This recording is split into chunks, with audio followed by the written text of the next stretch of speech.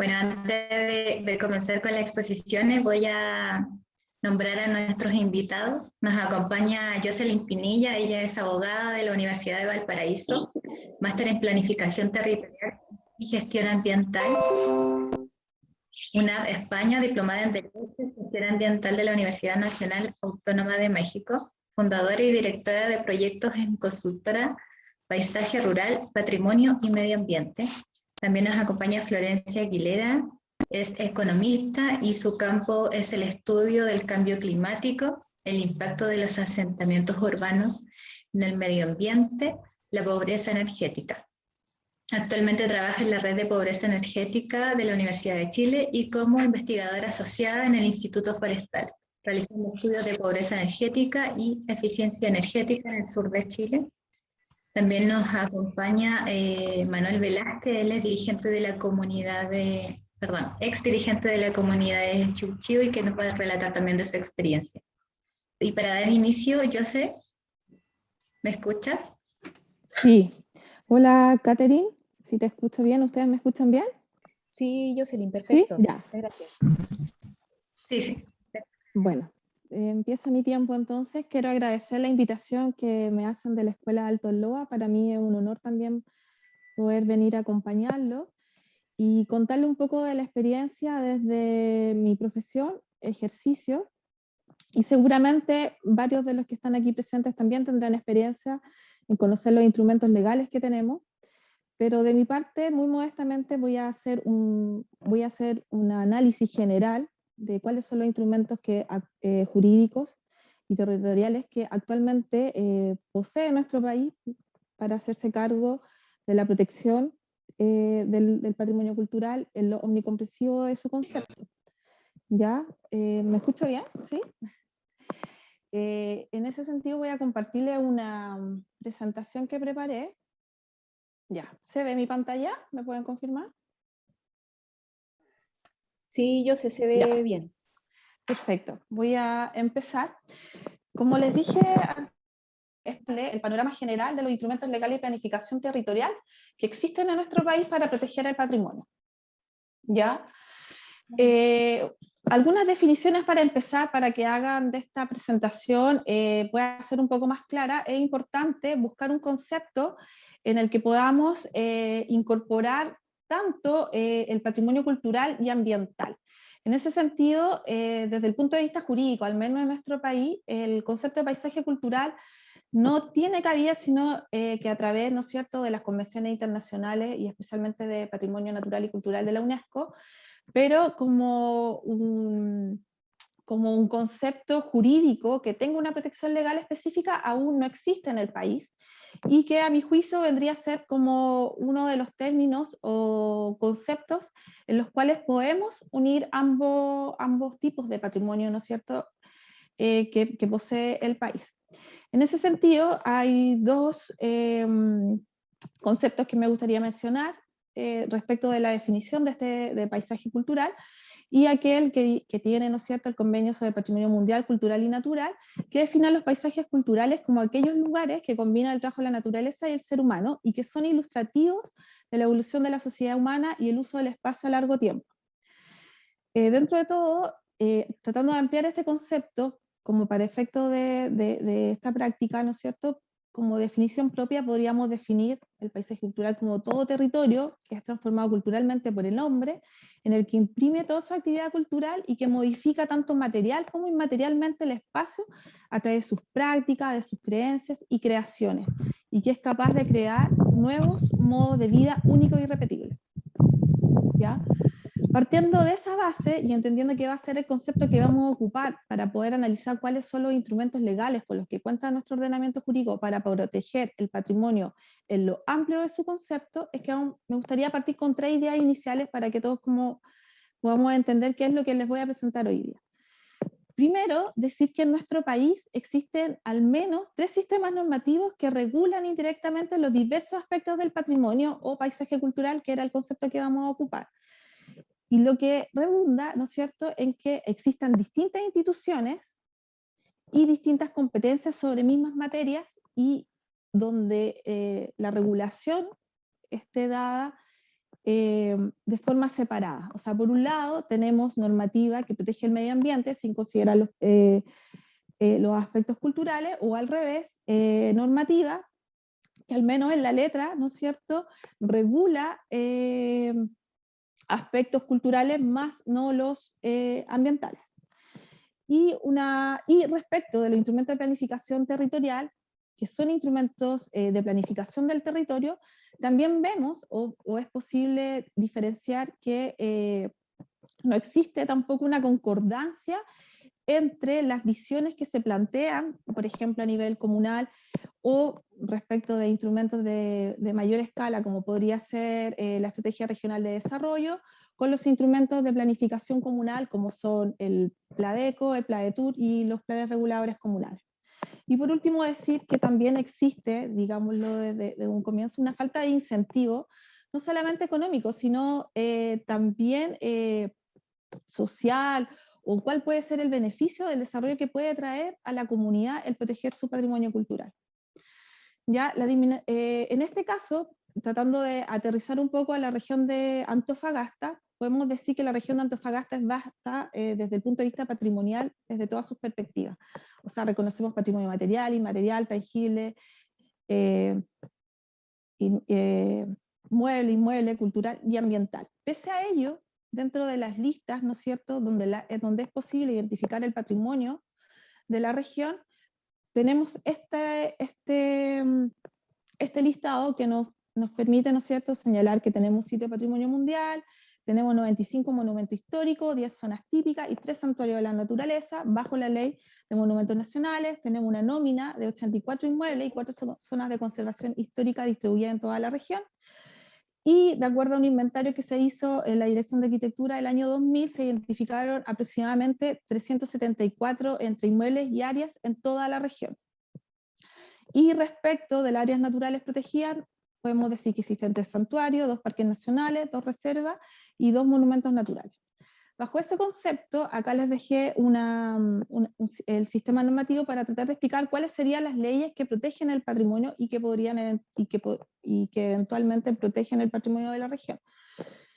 En su cúspide, ¿no es cierto?, la Constitución Política del Estado, sobre ella deviene cada una de las normas jurídicas sobre la que es posible aplicar al patrimonio cultural y ambiental. Tenemos la ley, Convenio sobre Patrimonio Mundial, Cultural y Natural, del cual Chile es parte, y tenemos la Ley de Bases Generales del Medio Ambiente, la Ley de Monumentos Nacionales, la Ley General de Urbanismo, Construcciones y su ordenanza.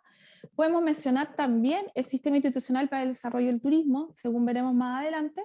Tenemos la Ley 18.362, que crea un Sistema Nacional de Áreas Naturales Protegidas. Tenemos también una nueva ley que es del 2016, que es la 20.930, que establece el derecho real de conservación ambiental. Tenemos la ley indígena, la ley 19.253, y también la ley 10.249, que crea el espacio costero marino de los pueblos indígenas.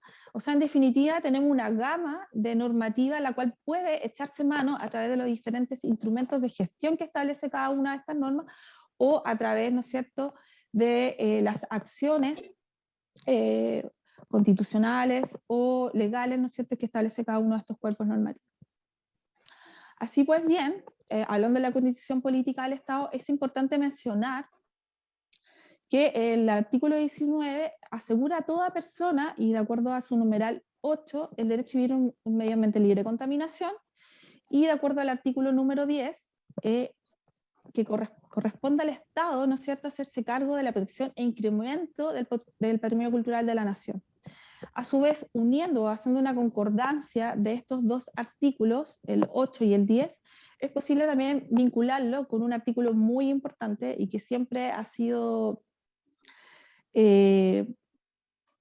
muy polémico a la hora de poder, ¿no es cierto?, redactarlo, y seguramente va a ser un gran tema en la discusión constitucional que se está llevando hoy a cabo, el derecho de propiedad.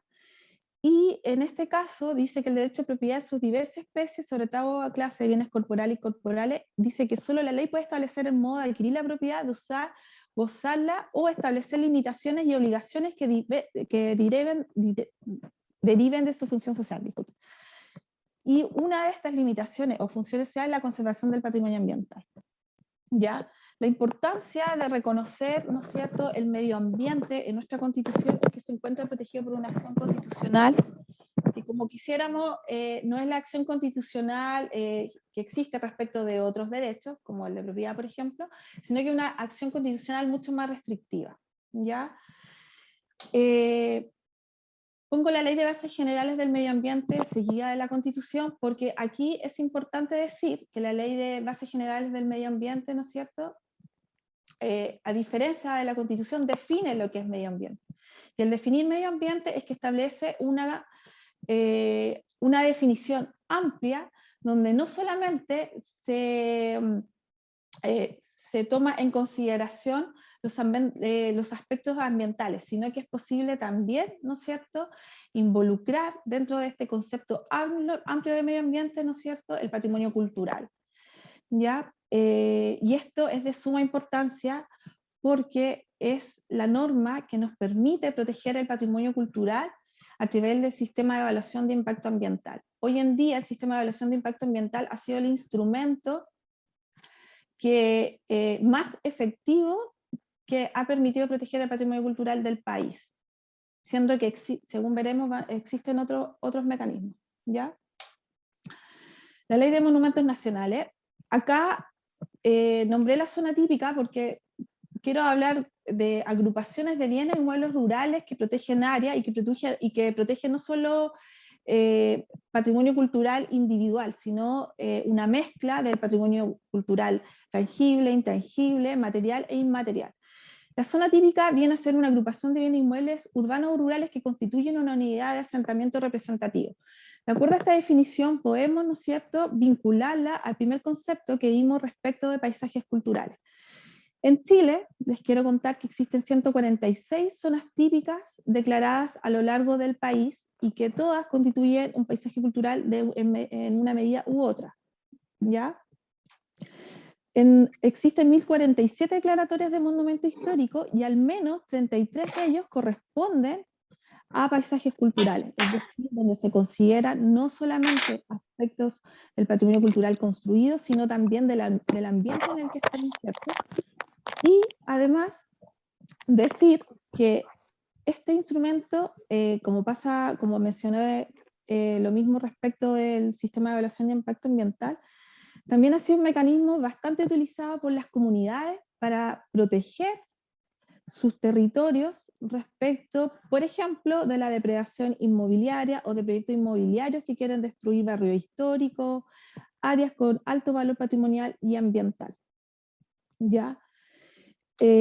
Haciendo un análisis de esta ley respecto de la región de Antofagasta, podemos ver que provincialmente, ¿no es cierto?, es la provincia de Antofagasta la que tiene una mayor protección a través de esta ley con 21 monumentos históricos y 2 zonas típicas.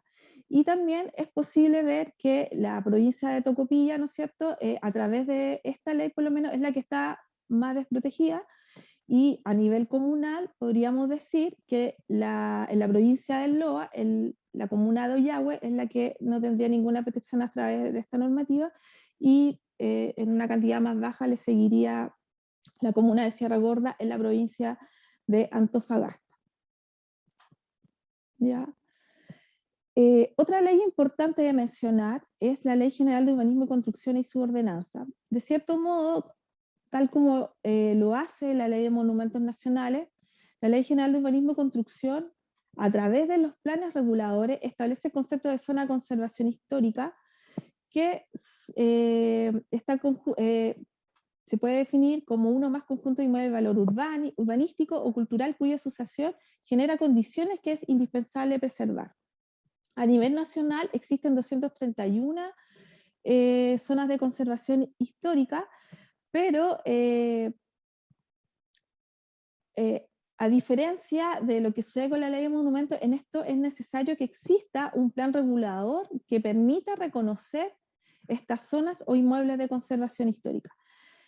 La importancia que puede estar incluida o reconocida en un plan regulador es que también quedaría dentro de las categorías de protección que contempla la ley de monumentos nacionales y también podrían ser analizados o protegidos a través del sistema de evaluación de impacto ambiental.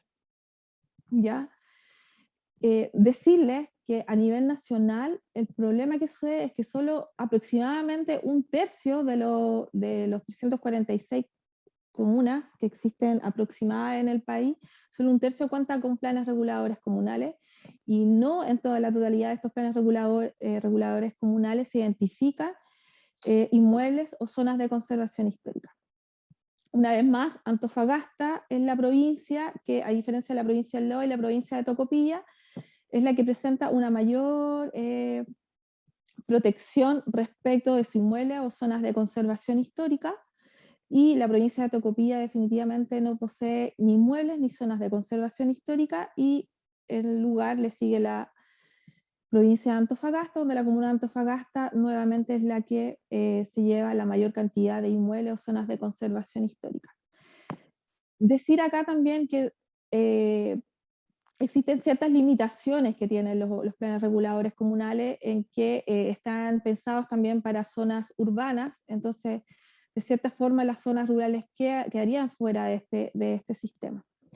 Tenemos también la ley 18.362 del áreas naturales protegidas, y también definir como porciones de territorio delimitadas geográficamente, que a través de un acto administrativo o de autoridad son colocadas bajo tutela de protección oficial. Ya mencionar que a nivel nacional de las 103 áreas silvestres protegidas, al menos 50 de ellas poseen paisajes culturales, ¿no es cierto? Y al menos 8 de nuestros 40 parques nacionales son también paisajes culturales, lo mismo respecto de nuestras reservas naturales, respecto de nuestros monumentos naturales. El panorama actual de la región de Antofagasta se repite el patrón. La provincia de Antofagasta es nuevamente la que se lleva la mayor cantidad de áreas naturales protegidas a nivel regional. La provincia de Loa es la que sigue, y la provincia de Tocopilla una vez más no presenta protección ambiental a través de esta norma. Quise ponerles también este instrumento que, si bien no es una protección del Estado sobre el patrimonio cultural y ambiental, sí es una herramienta de protección privada que data del año 2016 y que poco a poco ha ido agarrando la fuerza respecto de diferentes organismos privados para proteger ciertos territorios en virtud de los valores ambientales y patrimoniales que estos pueden tener. El derecho real de conservación es una herramienta legal que busca promover la participación del sector privado en la conservación del patrimonio ambiental de Chile. Y como dijimos anteriormente, el concepto de patrimonio ambiental no solamente se refiere a los recursos naturales, sino también a los culturales que pueda tener un territorio. En ese sentido, esta herramienta tiene por objetivo conservar el patrimonio ambiental y o cultural en una propiedad privada, y se basa en un acuerdo libre, voluntario y flexible entre el propietario de un predio o de un territorio y un garante de conservación que se transforma en el titular de este derecho real de conservación. Se firma por escritura pública y es capaz, ¿no es cierto?, de establecer una serie de condiciones a perpetuidad respecto de ciertos predios que el garante de conservación debe garantizar a largo plazo, ¿ya? Dentro de esas restricciones que se pueden establecer dentro de un determinado predio, por ejemplo, prohibir desarrollos inmobiliarios que puedan perjudicar las vistas, el agua, los recursos forestales que pueda tener un lugar. Y acá les dejé algunos ejemplos por mencionar, ¿no es cierto?, la Hacienda del Durazno, en la región de Coquimbo, donde es posible ver cómo se utilizó este derecho real de conservación entre un privado y una institución privada sin fines de lucro, y además se replicó también la constitución de un derecho real de conservación entre el titular y también un organismo público como es CONAF. Es decir, es importante mencionar que el derecho real de conservación es compatible también con áreas que ya estén protegidas oficialmente y entre diferentes actores que pueden ser instituciones públicas o instituciones privadas. Ya también pongo el sistema institucional para el desarrollo del turismo, porque a través de esta ley, ¿no es cierto?, se ha considerado como uno de instrumentos que también sirven para gestionar ciertos aspectos de ciertas zonas que tengan relación con un valor turístico y pueden definirse como territorios comunales o intercomunales que tengan condiciones especiales para la atracción turística. El turismo en el país está bastante asociado, por lo menos en Chile, a lo ambiental y también a lo cultural. A través de este instrumento es posible focalizar ciertos recursos sectoriales que pueda tener el Estado y que a través de ellos puedan, ¿no es cierto?, fomentar también la protección patrimonial dentro de estos lugares. Ya es dable mencionar que esta ley puede declararse como SOI también áreas protegidas por el Estado y por lo tanto es importante decir que no son excluyentes para proteger un mismo territorio a través de diferentes instrumentos. Tenemos también la norma sobre protección, la ley indígena 19.253 a través del área de desarrollo indígena, que son espacios territoriales determinados donde el Estado focaliza su acción, y en Chile existen constituidas dos importantes ADI distribuidas al país. La región Antofagasta registra dos de ellas, que es Atacama la Grande y Alto Loa. Ya cada una por sí sola, como dijimos al principio, importa un paisaje cultural. El panorama general de todo esto que les vengo señalando es que a través de las normas que tenemos 6.040 sitios protegidos, a través de la Ley de Monumentos Nacionales, a través de la Ley de Bases del Ambiente, ¿no es cierto?, a través de la Ley General de Urbanismo y Construcción. Y teniendo 6.040 sitios protegidos, yo me hago la pregunta, es que si eso es suficiente para las cosas, voy a poner casos emblemáticos, que rayan, ¿no es cierto?, en lo mediático y en los que es posible notar, si a pesar de tener 6.040 sitios protegidos a través de cada una de estas normas, o tener este conjunto de normas patrimoniales y ambientales, pasan estas cosas, como el Molde Castro, y yo soy de Valparaíso, así que les quiero mostrar muy rápidamente que todas estas normas que les he nombrado, en Valparaíso confluyen cada una de ellas. Acá tenemos la Bahía del Paraíso. Valparaíso tiene una zona que fue declarada Sitio de Patrimonio Mundial, tiene zonas típicas que convergen en un polígono de protección mucho más amplio que el de Sitio de Patrimonio Mundial, y además tiene zonas de conservación histórica. Ya, pese a ello, la región de Valparaíso aproximadamente es la segunda región a nivel nacional que a través de la Ley de Monumentos Nacionales y a través de la Ley General de Urbanismo y Construcción es la que más concentra protección en el país. ¿Ya? Y según vemos, Valparaíso le falta gestión, ¿no es cierto? El estado de conservación va de regular a malo, falta de mantenimiento, incendios afectan el patrimonio de la ciudad, se queman monumentos históricos, se queman edificios con valor patrimonial, emplazados en zonas de conservación histórica, otros emplazados en zonas típicas, otros emplazados en sitios de patrimonio mundial, y finalmente pasan este tipo de cosas donde se construyen falsos históricos para hacer un pub, discoteca en pleno zona de conservación histórica de la ciudad. ¿Qué nos va quedando dentro de este panorama general? Es mencionarle las ordenanzas municipales, que es un instrumento que se ocupa muy poco a nivel nacional para proteger los valores ambientales o patrimoniales que pueda tener una comunidad, ¿no es cierto? En este punto es importante decir que la capacidad creativa, la visión integral que tenga una comunidad sobre su patrimonio, sus recursos ambientales y patrimoniales, pueden plasmarse, ¿no es cierto?, a través de generar instrumentos participativos y de competencia comunal para poder hacerse cargo de de proteger los valores o los recursos que tenga una comunidad.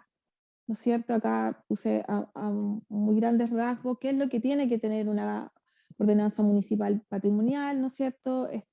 Es primero identificar el patrimonio que quiere proteger, los alcances que debe tener, ¿no es cierto? Establecer los sistemas patrimoniales que se dan en los lugares, establecer una gestión municipal clara y coordinada entre las autoridades, entre las comunidades que gestionan el territorio, y establecer ciertos derechos y deberes recíprocos que debe tener la propia comunidad y también las autoridades respecto del respeto para proteger este patrimonio cultural.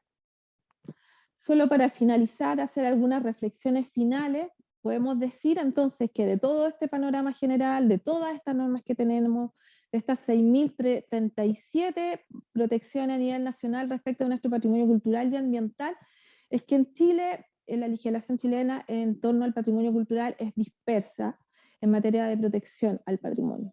En efecto, existen distintas leyes que carecen de debida conexión y armonía, creo que me estoy pasando en el tiempo, que hace, ¿no es cierto?, que existe una confusión entre quienes son las autoridades que tienen que coordinar estas normas y cómo se conjugan estas normas respecto de los mismos territorios, ¿no es cierto? Faltaría entonces la existencia de una figura híbrida que pudiera considerar el patrimonio cultural en sus múltiples dimensiones, y decir que las ordenanzas municipales podrían ser un instrumento legal efectivo, con un alto potencial para la gestión patrimonial, tanto comunitaria como de los municipios, y solo para redondear, contarles que alrededor de 20 municipios de todo el país, son muy pocos los que cuentan con ordenanzas de este estilo, donde protegen aspectos del patrimonio ambiental y natural, a veces de forma directa, a veces de forma indirecta, y por lo tanto, a través de este instrumento sería bueno poder potenciar, ¿no es cierto?, su uso y en concreto tratar de organizar a las comunidades con sus respectivas autoridades municipales, que son las que están más cerca de los territorios que se quieren abordar y trabajar participativamente la protección del patrimonio cultural y ambiental de las comunidades. Así que eso, muchas gracias, espero no haber ido muy rápido, pero era poco tiempo para explicar un tema que es muy amplio. Muchas gracias a todos.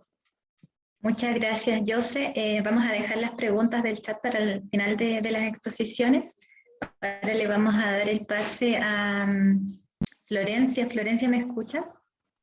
Sí, te escucho bien. Bueno. Voy a compartir pantalla. Soy Florencia Aguilera, soy economista especializada en temas de medio ambiente. He dedicado mi carrera al estudio del cambio climático, el impacto de los asentamientos urbanos en el cambio climático, como se había indicado anteriormente, y hoy les quiero hablar de, bueno, el concepto de economía circular y la sostenibilidad. Bueno, primero que todo, antes, quiero pedirles que, bueno, como para que nos conozcamos un poco y todo, me gustaría hacerles algunas preguntas a lo largo de la presentación. Sería genial si es que me pudieran responder por el chat, o mejor aún si es que alguno de ustedes prende su micrófono y me cuenta un poco las cosas de las que tengo dudas y que me gustaría mucho saberlas de ustedes mismos, de su propia fuente. Vamos a partir primero, bueno, por lo bien básico, ¿qué es la economía? Es un concepto, la verdad, que bien complejo en el sentido de que mucha gente se enreda en qué significa la economía, porque uno piensa en las cosas que ves en la tele, en índices de inflación, en el valor del dólar, etc. Pero lo interesante es que economía es algo que nosotros practicamos día a día, todos los días, con o sin dinero de por medio. La economía como concepto nace con Aristóteles, que él lo define como un conjunto de, bueno, dos palabras, oikos y nomia. Oikos significa una comunidad constituida naturalmente para la satisfacción de las necesidades cotidianas. Cuando él lo planteó, lo entendió como esta idea de la familia, que en el fondo se constituye para satisfacer necesidades propias del sobrevivir. Lo que también se extiende a otro tipo de comunidades menos nucleares, como son, bueno, los pueblos, las ciudades y cualquier otro tipo de comunidad de cualquier tamaño que tenga que organizarse para satisfacer sus necesidades cotidianas. Nomia, por su parte, quiere decir dispensar, asignar, adjudicar o administrar. Entonces, el conjunto de estos dos conceptos genera algo bien potente, que es lo que entendemos como economía, que basalmente significa la administración de la casa o de la comunidad. Esto es bien interesante porque, como les dije, todos practicamos la economía diariamente y tiene que ver con que todos estamos siempre expuestos a la obligación de asignar nuestros recursos, todo tipo de recursos.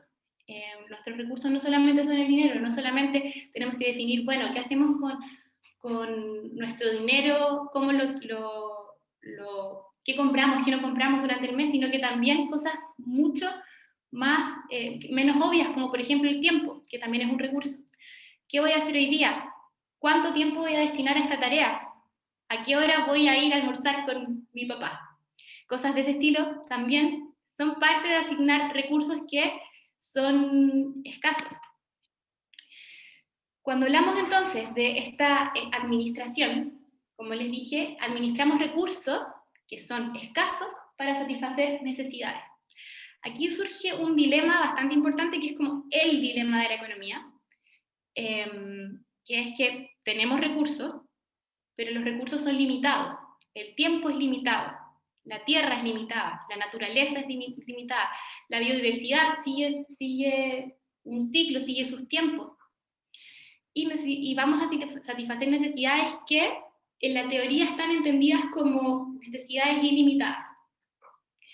Entendemos que los recursos son limitados, totalmente. Yo no sé si a ustedes se les ocurre algún tipo de recurso que no sea limitado, pero a mí a priori, y dentro de lo que he estudiado, no he encontrado ningún ningún recurso que no sea limitado. Pero cuando hablamos de necesidades, que es lo que en economía, sobre todo en la economía neoclásica que nos enseñan a nosotros en la universidad, nos enseñan que las necesidades son ilimitadas. Yo quiero saber, bueno, ¿qué piensan ustedes? ¿Las necesidades son ilimitadas? ¿Cuáles son nuestras necesidades? ¿Qué entendemos por necesidades? Se escuchó un micrófono. Yo al pensar en necesidades pienso, por ejemplo, en cosas tan básicas como comer, como respirar, pero también hay cosas mucho menos básicas que también van complejizándose y que se van generando a medida que uno va construyendo comunidad. Por ejemplo, la necesidad del afecto de otras personas, la necesidad de socializar. La idea aquí es que las necesidades, cada vez que uno va teniendo nuevas necesidades y las va satisfaciendo, se van generando nuevas necesidades. Esa es como la idea de la economía clásica. Ahora, ¿es verdad o no es verdad? Yo creo que esto es algo que es muy interesante de cuestionarnos, porque creo que de esta base es desde aquí donde surge el problema de la economía actual. El considerar que las necesidades son ilimitadas. Aquí es donde de hecho nace como el primer gran quiebre entre la economía, el tipo de economía que llevaban nuestros antepasados y el tipo de economía que desde hace ya siglos hasta esta parte estamos llevando. Les dejé aquí un extracto que dice: en el discurso del progreso de las sociedades capitalistas existe una separación entre el ser humano y el mundo natural, donde el segundo se presenta como un objeto o cosa que puede y debe ser conquistado, transformado y utilizado en beneficio del progreso. Esta idea, se las quise poner acá porque considero que es fundamental y es la base de lo que uno entiende, que si nos vamos para atrás tiene mucho que ver con esto de las necesidades ilimitadas, que es que en el fondo nosotros como seres humanos no somos parte de este espacio que nos da los recursos, sino que estamos fuera de este espacio que nos da los recursos y hacemos uso de estos recursos para producir, consumir y luego desechar. El punto, eso sí, que si uno lo piensa bien, suena hasta un poco ridículo pensarlo así, porque ¿qué significa que nosotros estemos fuera de este espacio? ¿Es que habitamos otro espacio que no es la Tierra?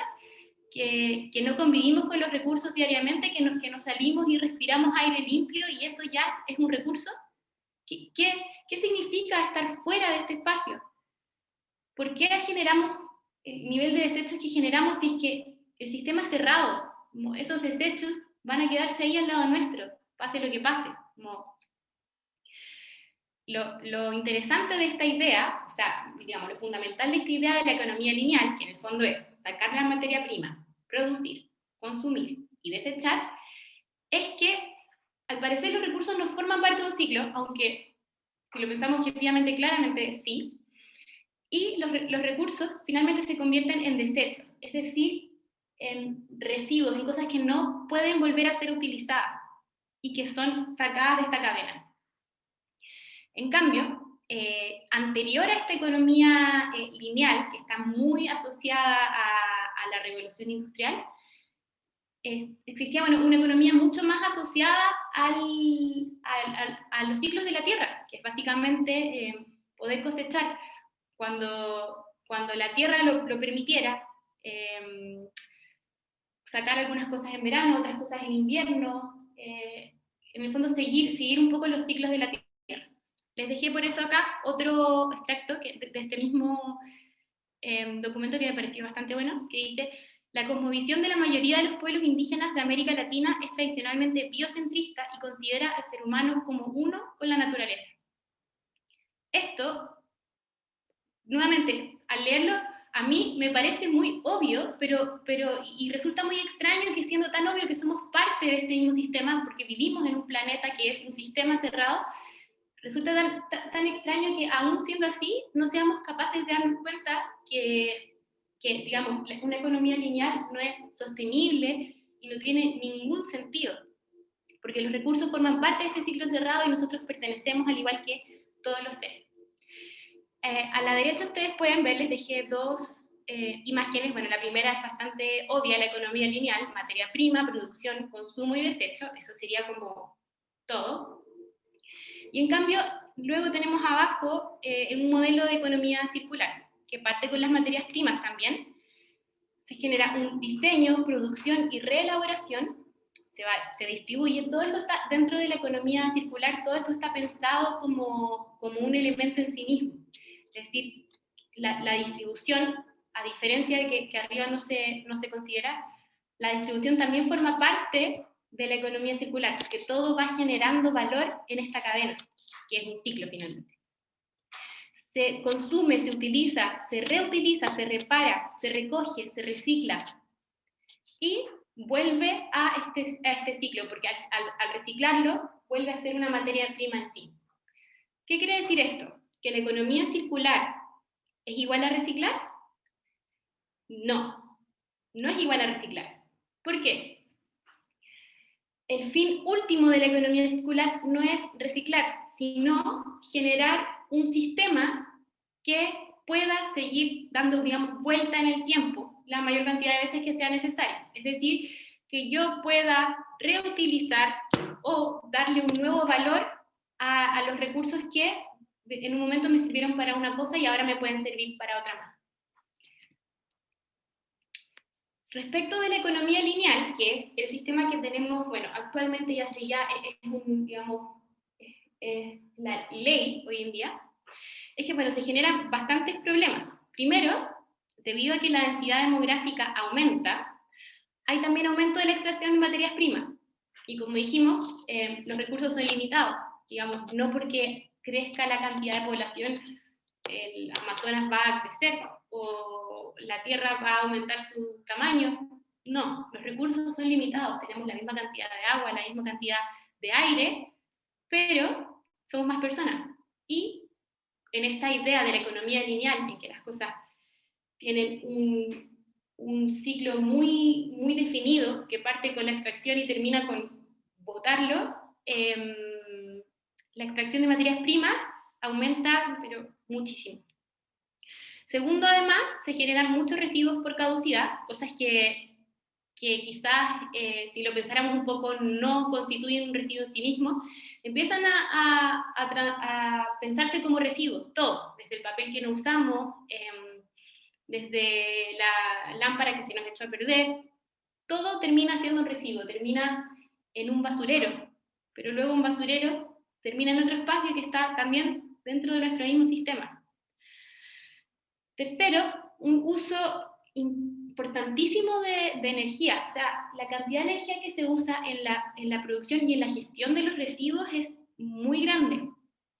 Es tan fácil como pensarlo, por ejemplo, en cuánta agua se habrá gastado en producir una bolsa de plástico y cuánto tiempo usamos esa bolsa de plástico antes de que terminara en la basura. El uso de energía, dado el tiempo que lo usamos, que utilizamos lo que usamos, es muy alto. Y todo esto, este modelo lineal, genera una degradación de los ecosistemas muy importante, cosas que nosotros vemos a diario, que quizás antes parecían poco obvias, porque uno decía, bueno, en el Polo Norte los osos polares se están ahogando, no sé. No, ahora son cosas mucho más concretas, o sea, tiene que ver incluso, por ejemplo, con las estaciones del año, con las temperaturas, con que en febrero llueva. No sé si se dieron cuenta, en febrero acá en Santiago, bueno, las personas que son de acá de la zona central, llovió, y otros meses en cambio de mucho calor cuando en realidad no debería. Todo eso tiene que ver también con la degradación de los ecosistemas. Respecto de todo esto, de la economía lineal, surge un concepto que es bastante interesante, que es el Día del Sobregiro de la Tierra. Organizaciones internacionales han generado cálculos para definir cuándo es que agotamos todos los recursos que se podían extraer de la Tierra dentro de un año. ¿Qué quiere decir esto? Tenemos una cantidad de recursos que es limitada, ¿verdad? Podemos extraer una porción de estos recursos, y dependiendo de la porción que extraigamos es cuánto tiempo le damos a este sistema para que se regenere y pueda nuevamente darnos esos recursos que estamos sacando. Cuando nosotros extraemos los recursos masivamente, no le damos tiempo a la Tierra para regenerarse y regenerar estos recursos. No le damos tiempo a la Tierra para cambiar en sí, por ejemplo, el piso, el suelo, para crecer nuevos árboles, plantas, etc. Y bueno, esta fecha, digamos, que es el Día de Sobregiro, todos los años y constantemente ha ido disminuyendo. Es decir, si es que hace 10 años llegábamos a esta fecha de sobregiro en que la Tierra dice, ya, ¿saben qué? La cantidad de recursos que les estoy dando ya se agotó para este año, y o sea, lo que están haciendo ustedes es sacarme los recursos del próximo año, en el fondo. Antes, no sé, si antes era en septiembre, octubre, cada vez se ha ido disminuyendo. Y bueno, el 2020 fue en agosto. Esto fue igual interesante porque tuvo que ver con la pandemia. La pandemia hizo que muchas actividades productivas y en general todo se parara.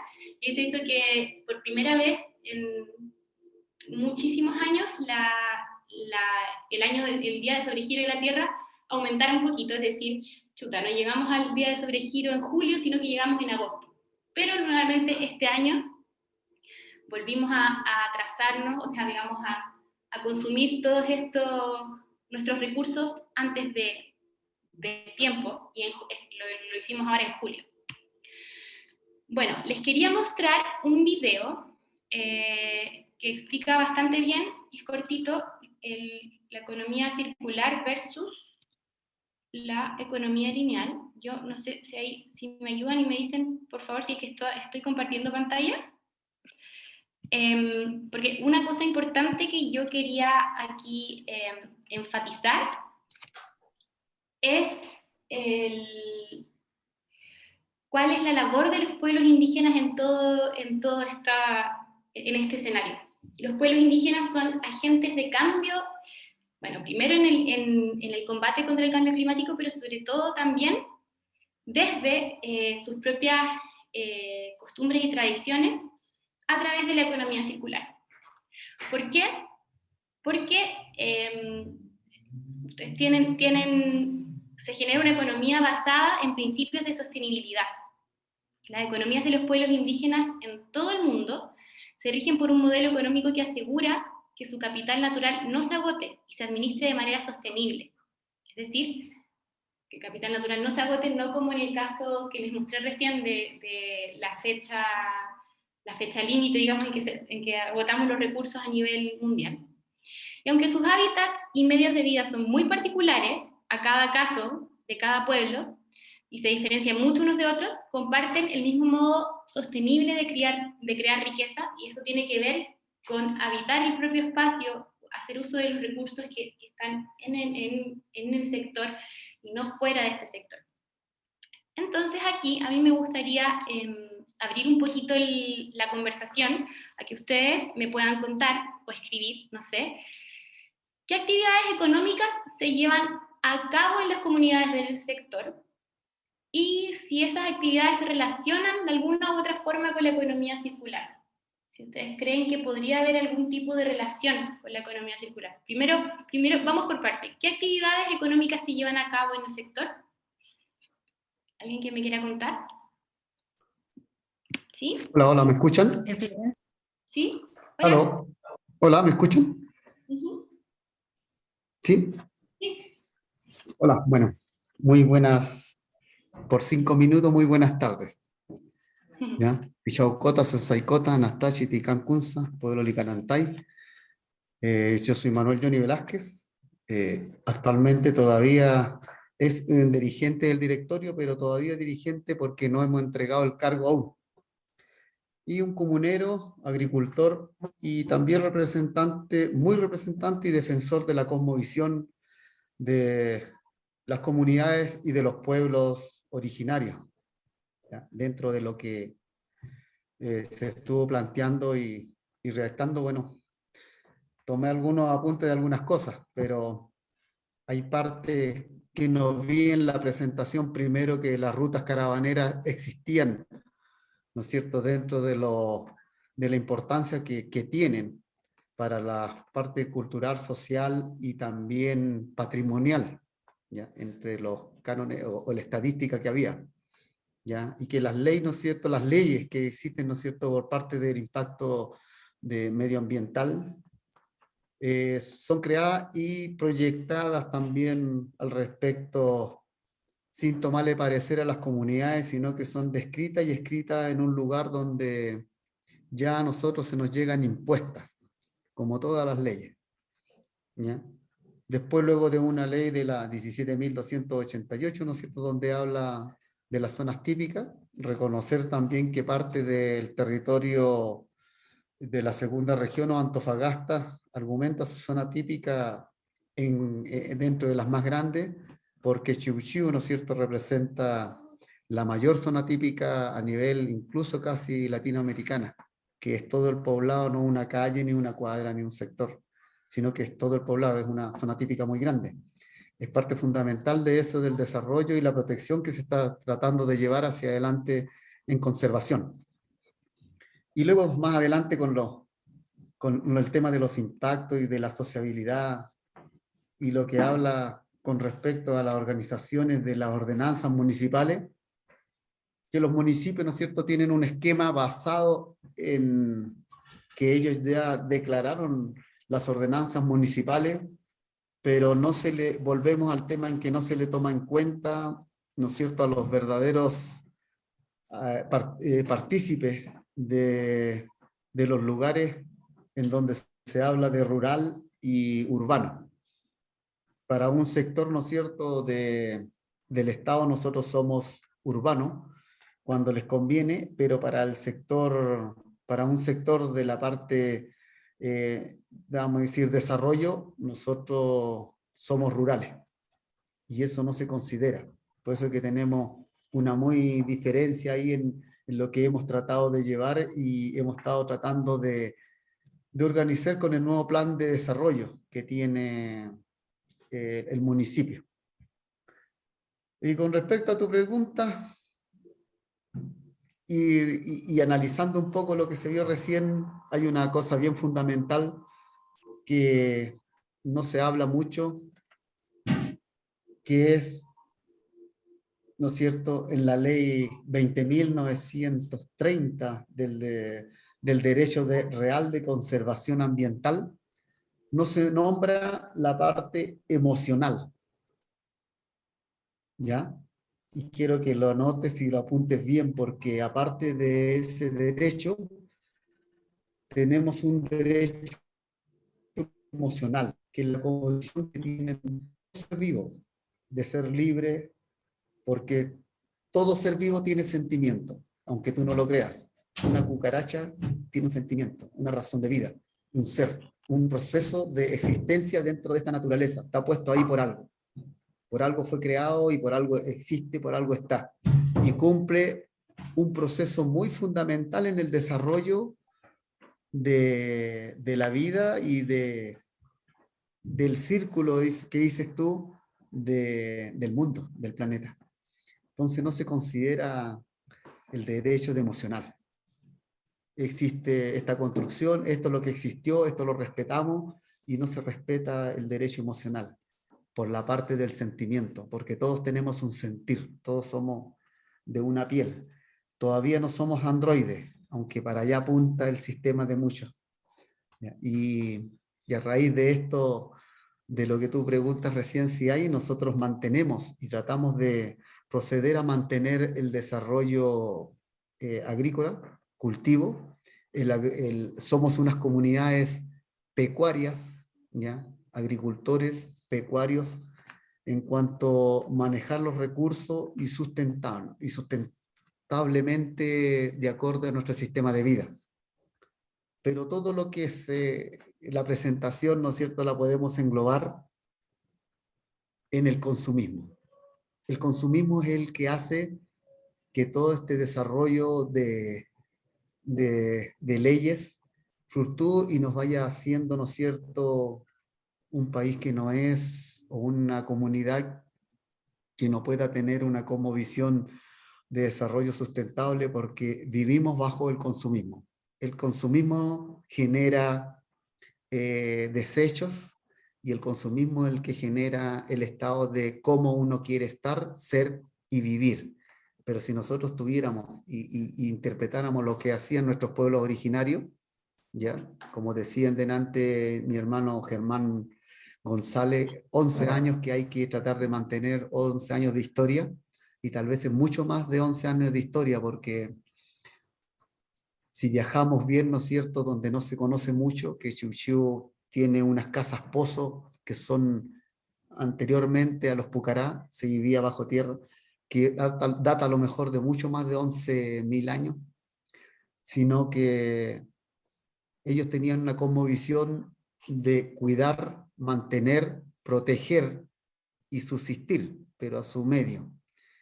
Y hoy en día eso no existe. Hoy en día el consumismo nos llega al consumismo lo relacionan y lo ponen entre paréntesis, consumismo igual desarrollo, para una cierta cantidad de población, para algunos. Y nosotros somos unos pueblos muy sustentables, que nos pudimos sostener porque nuestra cosmovisión es muy abierta. Es muy abierta y es muy de mantener. Por eso que dentro de algunos cánones antiguos se habla de que los indígenas vamos a ser el alfa y el omega, el principio y el fin. Y yo quisiera agradecer tu presentación, dar las gracias por la invitación, y igual para cualquier cosa cuenten conmigo, y cualquier consulta estoy llano a compartir conocimiento y establecer, gracias a la invitación de Giselle y también de Katy, y darle que este tema de desarrollo y de mantención patrimonial se hable, se converse y también se haga partícipe a las comunidades en desarrollo, y se tome importantísimamente la parte, ¿no es cierto?, emocional. Gracias. Muchas gracias a ti. Muchas gracias por tu intervención. La verdad es que estoy muy feliz de que se haya dado este espacio, porque efectivamente yo creo que esto era un poco, esto refleja un poquito solamente, la esencia de lo que se está buscando a través de este ciclo, como de, bueno, charlas y otras cosas. ¿Y sabes qué es lo que me preocupa de esto? ¿Sí? Que sea muy corto y sea de muy poco tiempo y de muy poca interacción, que se le dé muy poco espacio, ¿ya? Si hace poquito un debate presidencial, entre comillas, duró hasta la 1 de la mañana y nosotros a lo mejor tenemos 1 hora o 2 horas para hacer una charla o una interacción de conocimiento. Debiera dársele, no sé, pues, más espacio, más tiempo para ciertas cosas y una mayor participación general. Buscar espacios, lugares o tiempo en donde se pueda participar más y más dirigentes también puedan participar, que yo lo sé que están, existen y también tienen mucho que aportar con respecto a eso. Bueno, en honor al tiempo voy a pasar, y bueno, las reflexiones ya les dijo que el compañero. Yo no tengo mucho más que decir. Justo lo que yo quería un poco reflexionar era esta idea de que la economía circular no es un concepto nuevo, es parte de lo que practican nuestros pueblos, practicaban también antes, y que tiene que ver, que se basa en el fondo en una cosmovisión que va mucho más allá de lo que es la economía en sí, y que se refleja en parte en la economía, en esta idea de que el consumo no es igual a bienestar en sí, como nos dijo acá el compañero. Así Correcto. que en el contexto actual de crisis climática parece ser que, bueno, como dijo usted también, esto de alfa y omega, ¿sí era? Parece ser que nuevamente tenemos que tirar un poco hacia allá, hacia estos tipos de economía más sostenible, mucho más conectadas con los recursos y con nuestro mismo espacio en el que nos desenvolvemos. Eso. Muchas gracias a todos. Esa era mi presentación. Muchas gracias, Florencia. Antes de seguir hablando con don Manuel, que bueno, fue nuestro siguiente invitado y que justamente nos hizo esta reflexión, ¿no?, tan pertinente, solamente agradecer a quienes han hecho sus preguntas. Ahí vamos a tener otro ratito más para conversar y para resolver algunas de ellas, y también destacar ahí el comentario de Ruth, que dice: el consumismo y extractivismo impiden la economía circular. Así que buen aporte ahí también de Ruth. Así que le voy a dar el pase a Manuel ahí para que nos siga compartiendo algunas cosas más a partir de su experiencia. Así que, Manuel, le doy el pase. Bueno, con respecto en el tema que se hablaba de conservación, es importante recalcar, ¿no es cierto?, que las comunidades que nacen originariamente a miles de años, comenzando por la ruta, quiero destacar que no figuraba ahí en la estadística de las rutas caravaneras, en donde la cosmovisión de los pueblos originarios era viajar de la cordillera hacia la precordillera, donde se encontraban las culturas, pueden ser maya, tiahuanaco, incaicos, y se mantenía el tema del trueque, el tema de la conservación natural de la alimentación, que era importantísimo para ellos llegar a la costa, ¿no es cierto?, haciendo un paso por la precordillera, en donde se encontraban con los licanantay, los atacameños, que eran cazadores-recolectores, y también bajando un poco entre la cordillera de la costa y la cordillera de Domeico, con los chucos, donde los trueques eran importantísimos, porque los chucos eran una cultura metalera, ¿no es cierto?, los que producían prácticamente los títulos de dominio en las cuencas y territoriales donde se grababan los espacios, los lugares y los patrimonios, para hacer los cambios, o el documento que hoy en día se conoce como título de dominio, y poder realizar esos trueques, y luego seguir también hacia la costa, en donde eran importantísimos los changos, en donde se extraía la sal de mar que consumían nuestros indígenas, y en la cual producían poder mantener las carnes y algunos otros productos de la agricultura, y la sal que se consumía. No consumían sal con alta en yodo ni en sodio, consumían sal de mar. Entonces era importantísima esa ruta, importantísima la cadena que había de trueque. Mantener entre la cosmovisión todavía la agricultura, el cambio de trueque, el cambio de entregarte algo entre una lengua, entre la quechua y el aymara, se conoce como aine, la ayuda a la sustentabilidad entre comunidades, es lo que va a hacer prevalecer, como decían delante, de que seamos los primeros y los últimos en seguir manteniendo y sustentando y cuidándonos del consumismo y del desarrollo, que lo asocian mucho, pero el consumismo para nosotros ha sido bien difícil mantenerlo por el desarrollo de la tecnología para mejorar.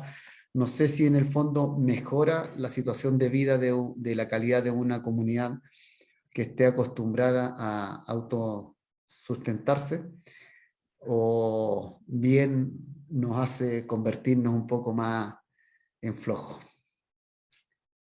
Es parte de uno de los cánones de historia o de conocimiento que hay, como mantener, ¿no es cierto?, por el costo que existe entre mantener las construcciones antiguas, también viendo parte de la conservación, pero mantener el desarrollo que algunos ahora nosotros no.